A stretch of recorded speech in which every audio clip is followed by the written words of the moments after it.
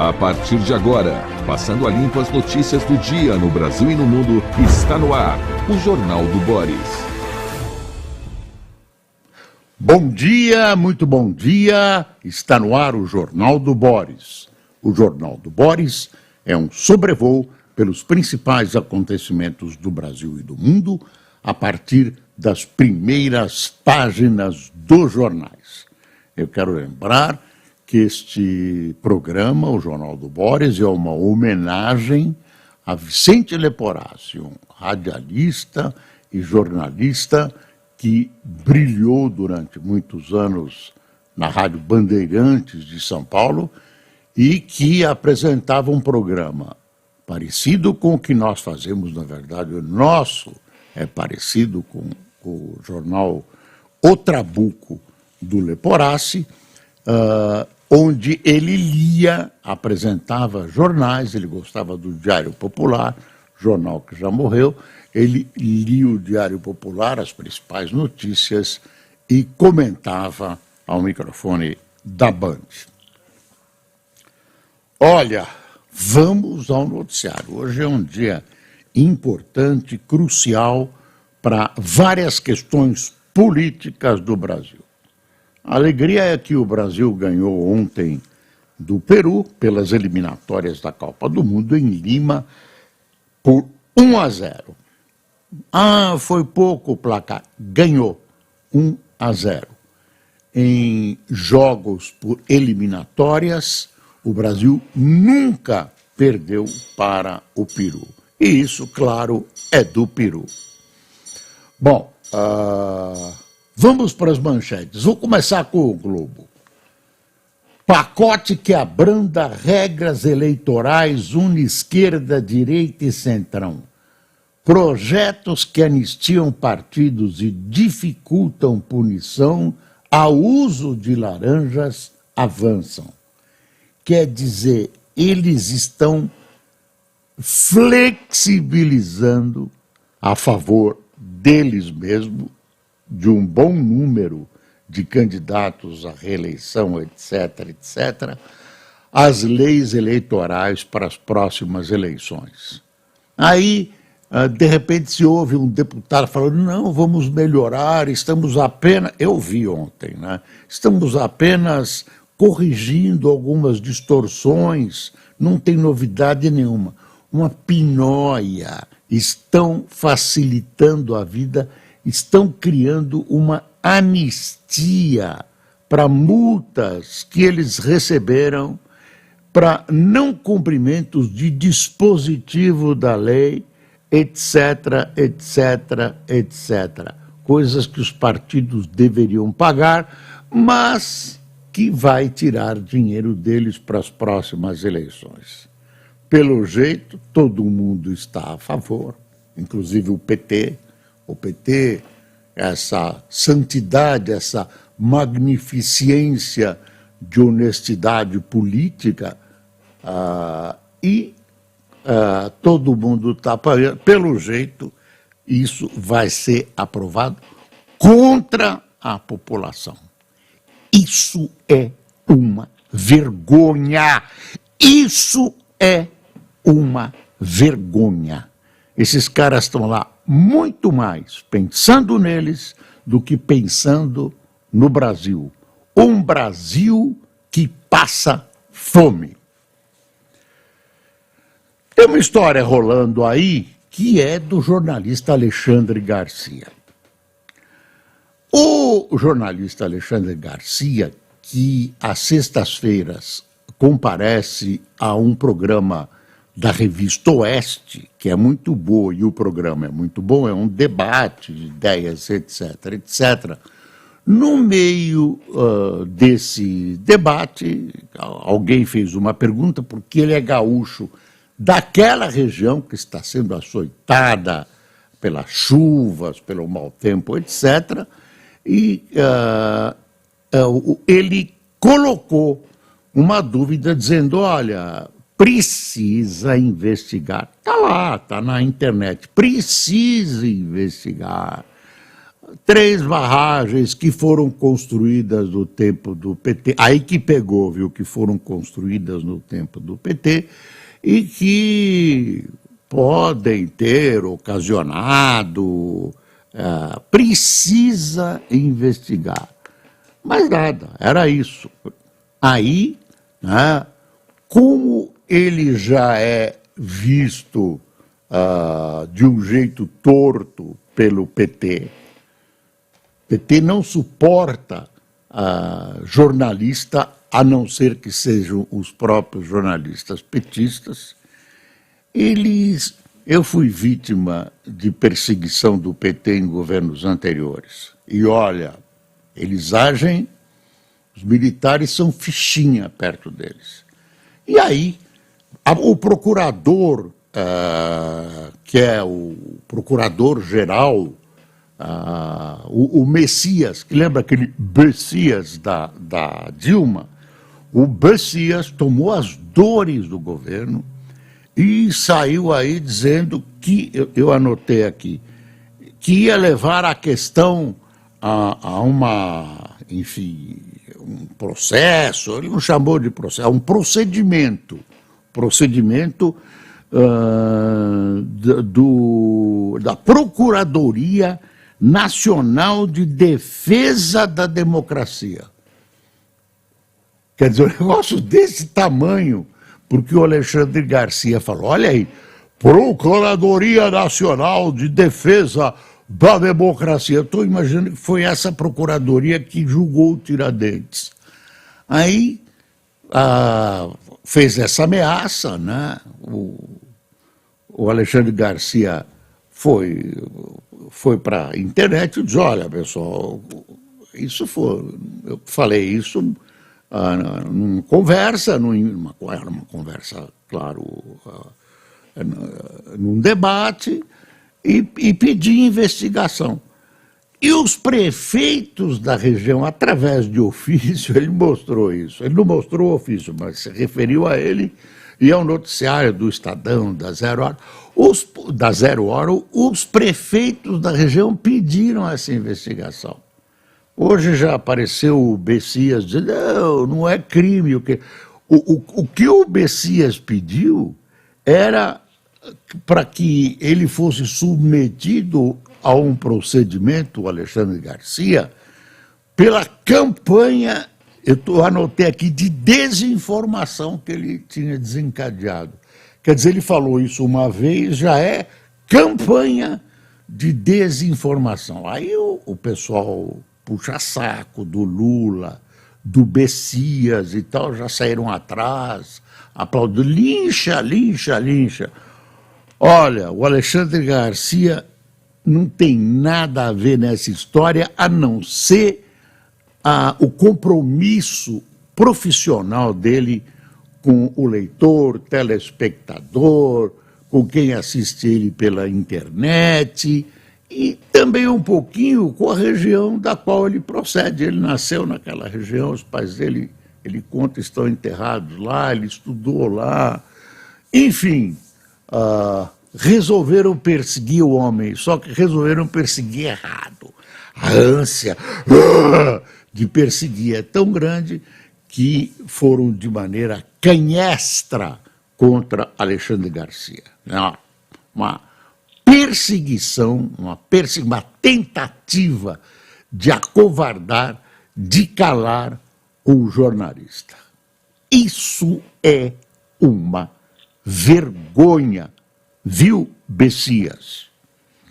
Bom, dito isto, vamos a outros assuntos que constam da pauta de hoje. Deixa eu ver aqui, eu tinha separado, mas aí... iPhone novo, saiu o iPhone novo, após a apresentação, está aqui no boletim da CNN, após a apresentação do novo iPhone 15 nesta terça-feira, a Apple reduziu o preço dos antigos. A venda na loja online da companhia. Aí tem os novos preços e tal. E aí sempre tem uma evolução de caráter técnico. Qual é a grande novidade? O cabo. O cabo não é mais aquele cabo exclusivo do iPhone. Por uma imposição da União Europeia, o cabo agora é igualzinho dos outros telefones, não é isso? USB-C, tudo USB-C. Tudo USB-C, para quem entende. E ABCD não tem, né? Precisava muito. Precisava muito. ABCD tem muita gente precisando no Brasil.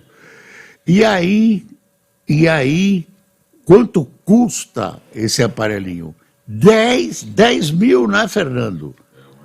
O mais caro é 10 mil. Depois vem um de... É entre 7 mil e 10 mil. Entre 7 mil e 10 mil. São 3 tipos, né? O que acontece? A grande virtude desses telefones novos, o pessoal fica, o iPhone vai sair... É que eles fazem tudo, inclusive telefonam. O telefone faz tudo, inclusive telefona. Faz coisas absolutamente incríveis. Tal. Hoje, antigamente, quem tinha carro arrotava um status. O automóvel, qual é o seu automóvel? É o Fusca. E aí era o status, né, automóvel. Agora é telefone. Se um adolescente puxar um telefone que não é um iPhone, ele está queimado na... Oi, você viu?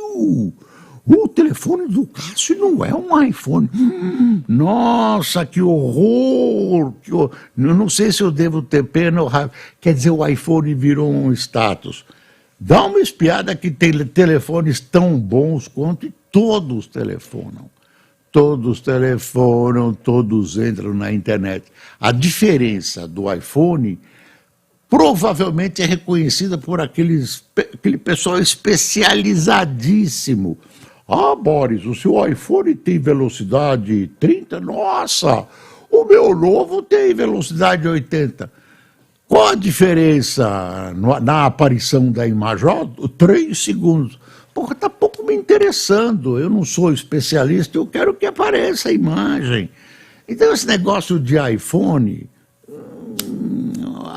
tem outras marcas, mas está todo mundo falando, eu não ia deixar você desamparado. Agora, se tiver 10 pau para gastar, tem gente que não tem e vai comprar iPhone, vai deixar de comer para comprar iPhone, vai aparecer, aí chega no serviço, tira o iPhone e coloca assim, e vira assim na cadeira para mostrar para todo mundo. É aço escovado, né? Agora é bonito e tudo. Quem não tem está por fora, está por fora. Bom, dito esse tema de conotação interplanetária, vamos mostrar aqui uma foto na primeira página do Globo. Aqui, ó. Isso é a Líbia. A Líbia é devastada por ciclone tropical. Essa é uma cidade importante da Líbia. Me dizem que é a segunda cidade da Líbia. É norte da África, a segunda cidade, Derna, segunda cidade da Líbia.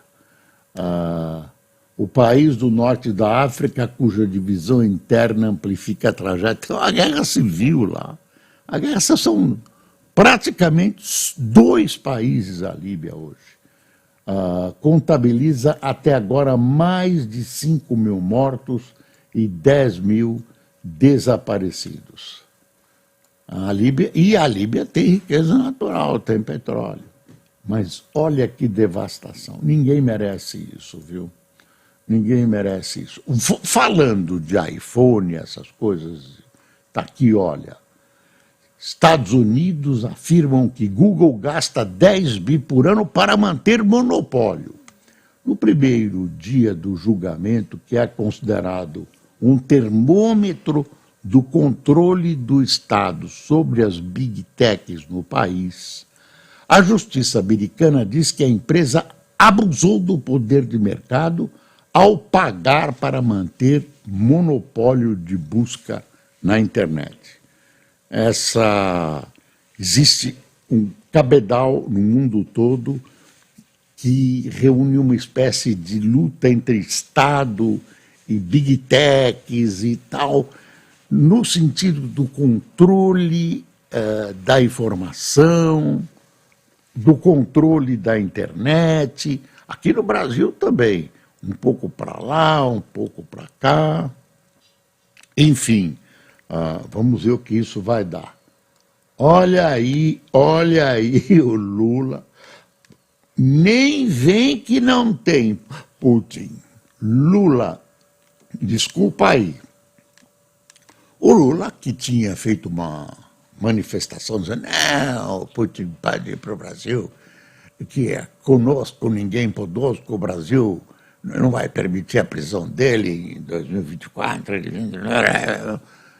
tipo, está sob a minha proteção. E aí o Tribunal Penal Internacional, que o Brasil ajudou a criar, que o PT usa contra os seus adversários e tal, o Lula disse que nem tinha ouvido falar desse tribunal. E, bom, agora deu uma recuada, pegou mal. E, com esse gancho, o Hélio Gaspari faz um comentário hoje, dizendo Lula tem que ser mais cauteloso em seus improvisos. Eu olhei cauteloso, eu pensei caudaloso. Ele é caudaloso. Aí ele faz uma avaliação das últimas falas do Lula. Tem coisas muito gozadas aqui. Deixa eu ver se eu... Está aqui, ó, dá uma espiada. Olha essa, em julho, depois de peregrinar por depósitos, uma imagem de 1,50 do crucificado chegou ao Planalto nos braços de um funcionário que o colocou sobre uma mesa. Lula aproximou-se e, dirigindo a peça, disse: eu voltei, agora você vai voltar e juntos nós vamos mudar este país. Teria sido uma prece em voz alta.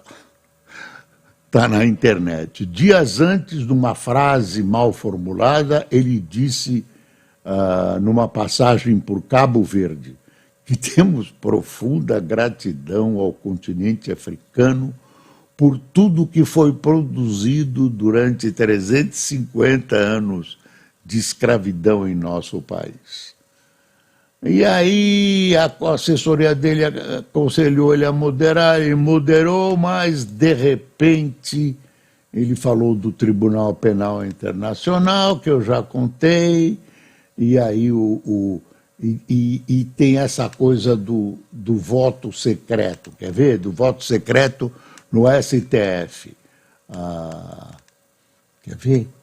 Aí o voto secreto em tribunais colegiados é coisa de governos totalitários. Ao defender essa ideia esquisita, Lula deu-se ao luxo de dar um exemplo. Votou a maioria 5-4, 6-4, 3-2, não precisa ninguém saber. Como ele gosta de futebol, poderia tentar esse mecanismo com o seu Corinthians. Como jogadores, os juízes são avaliados por seus desempenhos. E vai por aí adiante, né? E aí tem gente que não sabe se isso é erro do Lula ou se é uma coisa freudiana, né? Se é de verdade o que ele pensa. É evidente que é o que ele pensa. Quando ele se solta e fala, e não é uma fala só, que pode ser um erro, ele fala o que ele pensa isso mesmo, é um espírito profundamente autoritário. O que eu posso fazer? Ele pensa assim. Tem gente que gosta desse tipo de pensamento, né? Bom, vamos ver aqui, tem a Líbia. Deixa eu puxar um outro jornal aqui. Folha de São Paulo. Delação anulada da Odebrecht gera ações no exterior. Aliás,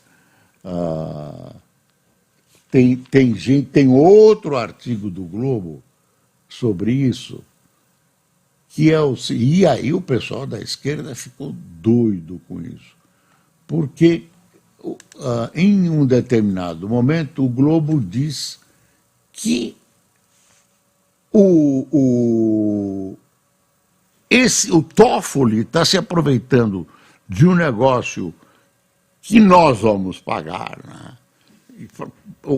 Está usando o Brasil para pedir desculpas para o Lula, porque o Lula está muito sentido com ele, porque quando morreu o irmão do Lula, o Vavá, o Lula estava preso em Curitiba e houve um pedido para o Toffoli liberar o Lula para ir no enterro. Toffoli, amigo do Lula, nomeado pelo Lula, foi advogado do PT e depois, como juiz da Suprema Corte, era um mínimo de ato humanitário deixar ele no enterro. Não foi, não deixou. No regime militar, morreu a mãe do Lula, ele estava preso no DOPS. O doutor Tuma, de saudosa memória, o acompanhou no enterro, que foi liberado pelos militares, tá? O Toffoli não. O que está acontecendo agora? A Odebrecht não se cansou de corromper em vários lugares do mundo. Estão aqui. Estados Unidos, Peru, Equador, Panamá, Guatemala, México e Reino Unido têm ou tiveram ações na justiça, todos de corrupção da Odebrecht. A construtora maior do país firmara em 2016 compromisso de colaborar com autoridades de Brasil, Suíça e Estados Unidos para detalhar o pagamento de 780 milhões de dólares em propinas em 12 países. Na semana passada, porém, Dias Toffoli ampliou uma decisão anterior do STF que invalidara parte das provas entregues por delatores a todos os dados resultantes do acordo. Ampliou para todos os resultados do acordo. E agora isso está sendo usado como pretexto pelos governos, por quem está envolvido, Odebrecht e tudo, para também anular qualquer pretensão, né, de receber algo, uma indenização, multa da Odebrecht no exterior. Olha o alcance da medida do doutor Toffoli. Eu não sei se o Lula vai perdoar o Toffoli por essa coisa de não permitir a viagem. Deixa eu ver, de não permitir que ele acompanhasse o enterro do irmão Vavá. Olha o Estadão. O Rio Grande do Sul continua, viu? Nós estamos mostrando a Líbia aqui, mas o Rio Grande do Sul continua, e o pior é que continua chovendo lá. Continua chovendo. Líbia tem 10 mil desaparecidos após tempestade e ruptura de barragens. Aí vem essas notícias terríveis. Brasil está entre os 4 piores países em ensino técnico e nem. Estudo feito pela OCDE analisou 45 nações. Estamos estrepados, viu? Porque o que sobra, né, é o ensino, o que sobra é a cultura, o que sobra é a sabedoria, né? O Japão e a Alemanha foram destruídos na guerra, claro, eles foram ajudados pelos Estados Unidos, mas tinha solo fértil, o país tinha inteligência, o país tinha cultura, o país tinha sabedoria técnica. Eu estou falando da Alemanha e do Japão, são o que são hoje. Foram ajudados, e muito é verdade, mas, repito, o solo era fértil. Aqui, gente, nós estamos... Primeiro, um grande fator de distribuição de renda é a educação. Nossa educação é um horror. E agora aparece essa... Queria pegar aqui, porque eu me assustei. Educação básica, A14. Então, me assustei muito. A Folha também deu essa avaliação, é dolorosa e é séria, né? é da OCDE. Então, pelo amor de Deus, e eu estou achando que, olha, esse número de A, B e não sei o que aqui é uma bela confusão, meu pessoal do Estadão. A13 e A14, está aqui, ó. Então está aqui, país está entre os piores em ensino técnico e número de jovens nem. Veja quanto cada país investe em educação básica, e básica pública. Aí tem quem investe mais, lá em cima, quem investe mais? Luxemburgo. Eu não vou dar as quantias, né? Depois de Luxemburgo, a Suíça, a Áustria, a Noruega, Estados Unidos, Islândia, aí os países pobres, né? Aí vai descendo. Vai daí no meio tá Irlanda, Eslovênia, Estônia. Então aí chega lá no finzinho, já ameaçados de descenso. Olha essa tabela.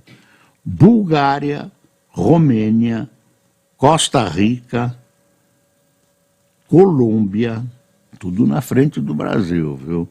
Argentina, Turquia, depois Brasil e depois do Brasil 2 países, África do Sul e México. Quer dizer, dos 45 que eles listaram para fazer essa pesquisa, o Brasil está em antepenúltimo, seguido pela África do Sul e pelo México.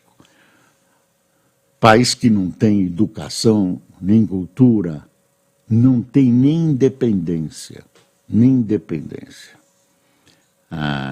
Eu sempre sonho com um presidente da República eleito cujo discurso seja educação, educação, educação. Estão aí pensando em educação integral de tudo, isso é uma promessa.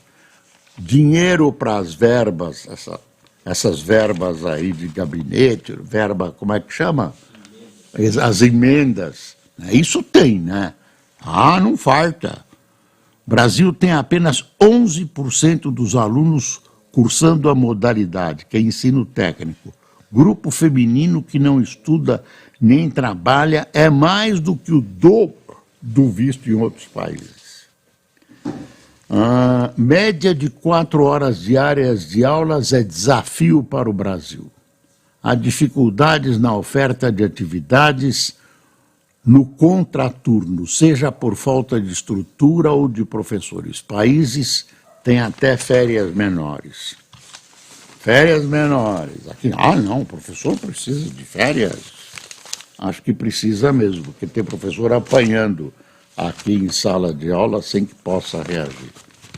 Está aqui a Caroline e o Filipinho, comemoram juntos na Califórnia seus títulos do Mundial de Surf. Parabéns, o Filipinho é da gloriosa cidade de Ubatuba, no litoral norte de São Paulo. Parabéns, Ubatuba se orgulha de você, Filipinho.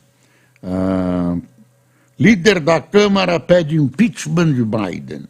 Republicano Kevin McCarthy, presidente da Câmara dos Estados Unidos, instruiu sua bancada a abrir processo contra Joe Biden, citando contas da família do presidente. É o filho do Biden. Quer dizer, querem saber se o filho do Biden, que é um drogado, drogado oficial, confesso, né, que não podia obter determinados negócios por ser drogado, obteve.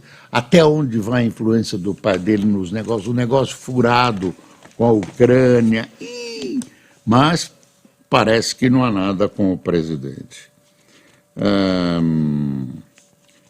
Não estão nem aí sobre textos que tramitam às pressas no Congresso e cifras educacionais de gasto público no Brasil e em outros países são os editoriais da Folha de São Paulo.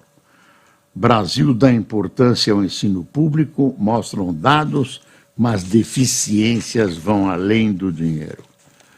Estão aí lançando pegando o general Braga, que foi interventor no Rio de Janeiro, lembra? O general Braga existe um problema lá que está sendo analisado de uma concorrência pública de uns coletes nas últimas horas da gestão dele. Não foi consolidado o negócio, mas se fosse, haveria um sobrepreço, etc. Abriram todas as comportas pessoais do Braga, abriram o sigilo telemático, telefone, tudo, até o papel higiênico da casa dele foi apreendido, estou examinando.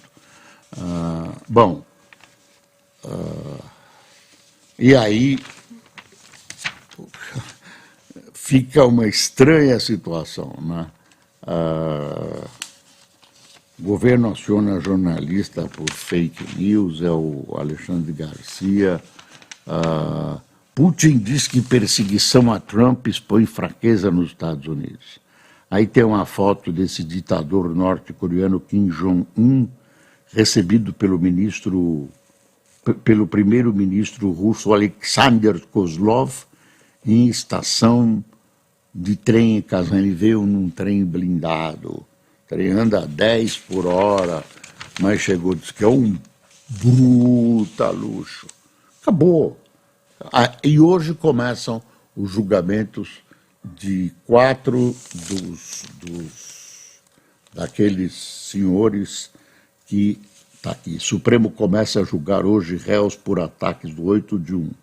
O STF dará início nesta manhã em plenário ao julgamento dos envolvidos na invasão e depredação da sede dos poderes em Brasília. Os primeiros réus, entre 1.341 denunciados, são 4 homens em idades entre 24 e 52 anos, de cidades do Paraná e de São Paulo. Só espero que seja um julgamento absolutamente dentro da lei e que esses caras se conspiraram contra a democracia. Se isso ficar comprovado dentro da lei, sejam exemplarmente punidos. Bom, chegou a hora do nosso cafezinho, né, Cássio? Bertúcio Maris, Vânia Harada, Anderson Marley, Adélia Oliveira, Beatriz Marques. O Luiz ficou muito impressionado com a história da apreensão do papel higiênico. Foi sim, viu, Luiz? Papel higiênico na casa do general Braga. Roseli Kinder, Esther Pérez, Marli Ferrari, Graciele Cooper, Olga Lieira, Eduardo Kennedy, Eugênio Melo, Lucinda Rosa, Augusto Barbosa, Cláudia Raza, Rosemar Vieira, Josefa de Maceió e Wilson Vitor de Euclides da Cunha. Olha, o ex-presidente Bolsonaro foi operado, 3 operações, 2 lá no sistema digestivo, lá ainda resquícios da facada, um septo nasal, acordou também, dá uma enorme entrevista hoje para Mônica Bergamo e diz aí no meio, classificaram como uma ameaça, não, o Cid, na delação dele, não vai falar nada contra mim, ele é um homem honrado e tal, não vai mentir, dizem que isso foi uma ameaça. E também fica transpirando uma informação por aí que os filhos do presidente Bolsonaro estão nessa dança da delação premiada. Eu não sei, viu, Bessias? Pessoal, muito obrigado, até amanhã, nestas mesmas sintonias, nestes mesmos canais do Jornal do Boris. Tchau!